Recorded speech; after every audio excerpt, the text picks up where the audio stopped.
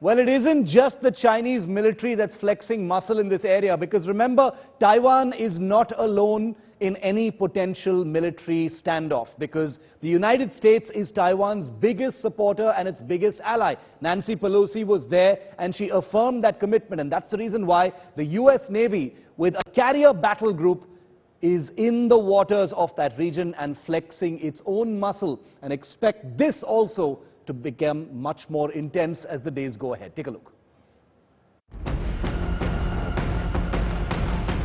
USS Ronald Reagan, Nimitz-class aircraft carrier, somewhere east of Taiwan in the South China Sea.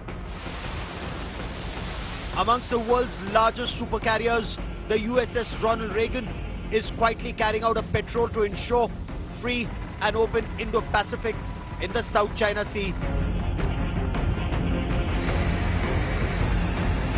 As China begins 4 days of live-fire exercises, after having surrounded Taiwan from 6 sides, including firing ballistic missiles, the US carrier battle group is watching from a distance as it carries out a patrol in the Philippine Sea.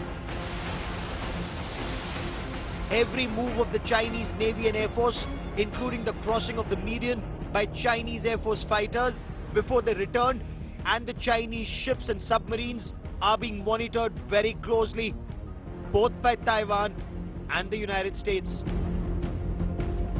USS Ronald Reagan has conducted flight operations in the Philippine Sea. The carrier battle group is the only forward deployed battle group carrying out a regular scheduled patrol.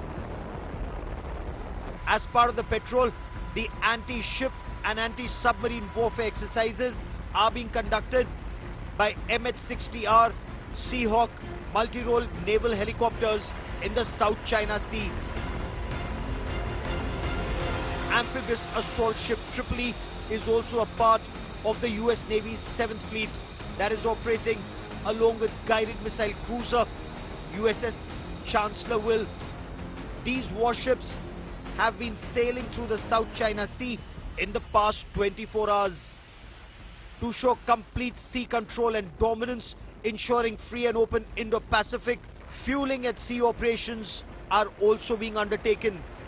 Simultaneously, US Army paratroopers are conducting combined active operations in Indonesia called Exercise Super Garud Strikes. The US Navy Pacific Fleet, incidentally, is the world's largest fleet. USS Abraham Lincoln, the second aircraft carrier part of the Pacific Fleet, is sailing in formation as part of RIMPAC 2022 exercises, where 26 nations are participating with 38 ships and 170 aircraft in a massive show of joint operations and to test interoperability. China and its actions around Taiwan are being watched closely by navies across the democratic world. Bureau Report, India Today.